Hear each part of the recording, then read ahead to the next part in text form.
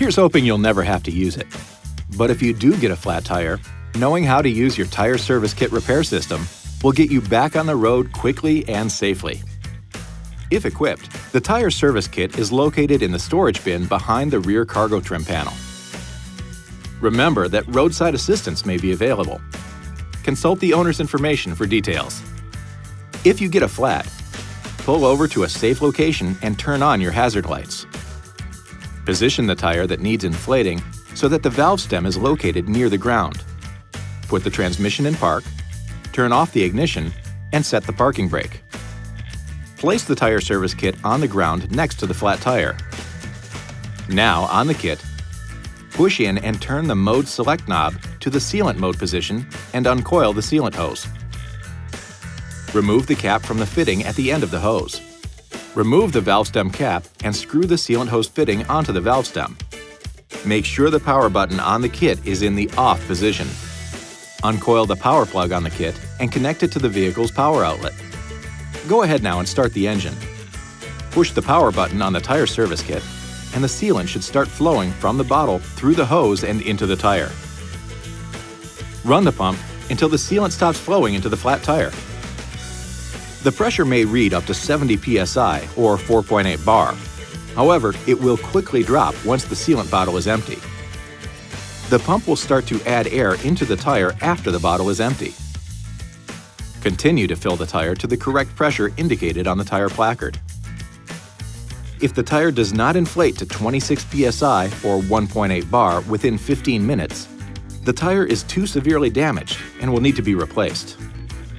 Do not drive the vehicle. Once the tire has reached the correct pressure, turn the pump off. Remove the speed limit sticker reminder and place the sticker on the steering wheel. Disconnect the sealant hose from the valve stem and install the valve stem cap. Unplug the kit from the power outlet and place the kit in its proper storage location. This next step is important. Drive the vehicle for 5 miles, 8 kilometers, or 10 minutes to ensure the sealant is distributed within the tire. After 5 miles, 8 kilometers, or 10 minutes, pull over again to a safe place and check the tire pressure using the tire service kit. Push in and turn the mode select knob on the kit to the air mode position. Plug the tire service kit into the power outlet and connect the air hose to the valve stem. Check the tire pressure on the gauge. If the pressure is less than 19 psi or 1.3 bar, do not drive the vehicle until the tire has been replaced. If the tire has more than 19 psi or 1.3 bar, turn the power button on and add the air necessary to return the tire pressure to the correct pressure indicated on the tire placard. If the tire becomes overinflated, push the deflation button to reduce the tire pressure to the recommended level. Disconnect the tire service kit from the valve stem and install the valve stem cap. Unplug the kit from the power outlet and place the kit in its proper storage location.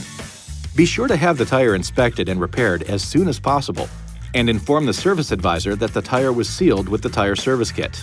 A quick note here, you can also use the tire service kit pump to inflate balls, air mattresses, and other inflatables. You'll find adapters in a compartment on the bottom of the unit. This video is not intended to take the place of your owner's manual. For complete details and other important safety information, please see your owner's information.